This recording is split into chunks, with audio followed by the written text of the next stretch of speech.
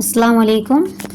আবার চলে আসলাম আপনাদের কাছে একটা রান্নার ভিডিও নিয়ে। আমি নতুন, আমার অনেক কিছু ভুল ত্রুটি হয়, কিন্তু আমি রান্নাটা নিয়ে আসছি এখন আমের সিজন, অনেক আম পাওয়া যায়, অনেক ধরনের আচার দিয়ে রাখেন, অনেকেই করেন, কিন্তু আমার এই আচারটা একটু সবার থেকে আলাদা। কারণ আমার এই আচারটা শুকনো আম দিয়ে, শুকনো বোম্বাই মরিচের আচার। তা আমাদের ফ্যামিলির অনেকেই বাহিরে থাকেন, দেশের অনেক জায়গায় থাকেন, যেখানে পাওয়া যায় না,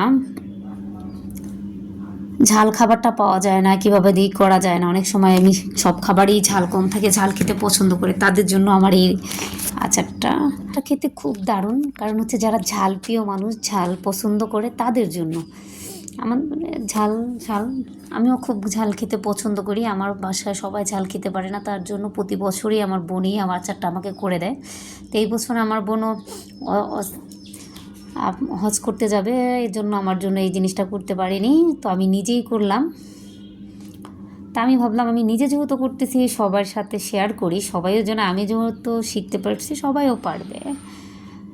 তো আচারটা আম আম কুচি কুচি করে ভাজির মতো কেটে করে এটার ভিতরে করতে হয়।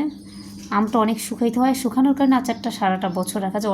অনেক ধরনের আচার পারে, কিন্তু সেই আচারটা অনেক সময় ভিজা থাকার কারণে বেশি দিন থাকে না, কিংবা হয় না। আমার এই আচারটা পুরো বছর থাকবে। এবং ফ্যামিলি তো অনেক ছোট থাকে, বড় থাকে, যারা ঝাল খেতে পারে না, তাদের জন্য তরকারিতে ঝাল দিতে পারে না, তার এই আচারটা করে রাখলে সব সময় ভাতের সাথে, খিচুড়ির সাথে, কিংবা রুটির সাথেও খাওয়া যায়। কিন্তু আমি বেশিরভাগ এই আচারটা রুটির সাথেই খাই সকালে, কারণ আমার ঝালটা খুব ভালো লাগে। খিচুড়ি, অনেক সময় খিচুড়ি রান্না করি।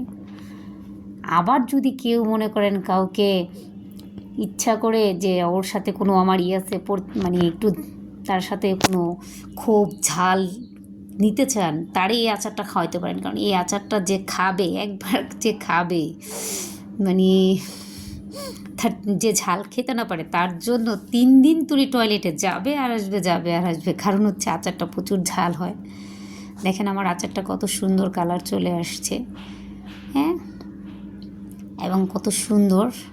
আমার এই আচারটা একদম ঝরঝর, মচমচে সুন্দর একদম। এটার ভিতর কোনো রকম কোনো থাকে না, ভিজা ভিজা ভাব থাকবে না। আচারটার কালারটাও কত সুন্দর হয়েছে, এত সুন্দর। আমি তো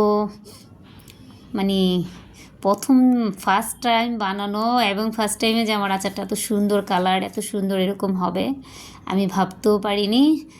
তো আমার আচারটা কেমন হয়েছে, আর কারা কারা এরকম বোম্বাই মরিচের আচার খেয়েছেন, সবাই কমেন্ট করে জানাবেন। এবং আমি নতুন, আমার কথাবার্তা বলা, কারণ আমি কখনো বলি নেই, অনেক কিছু ভুল হতে পারে, সবাই ক্ষমার দৃষ্টিতে দেখবেন। আল্লাহ হাফেজ।